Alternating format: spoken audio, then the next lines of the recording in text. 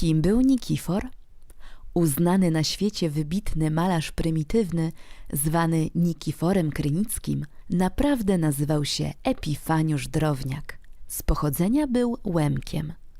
Urodził się i mieszkał w Krynicy. Rozstawiał na murku swój warsztat i malował otaczające go krajobrazy. Towarzyszył mu wiernie pies Hałko. Obrazy Nikifora przedstawiają głównie pejzaże Krynicy i okolic, motywy religijne, sylwetki osób pełniących różne role społeczne. Często w te role wcielał się sam Nikifor. Całe życie poświęcił malarstwu.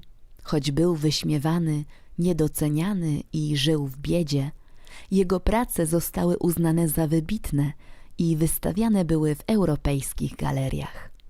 Wysiedlony w ramach akcji Wisła, 3-krotnie powracał z wygnania na piechotę do rodzimej Krynicy.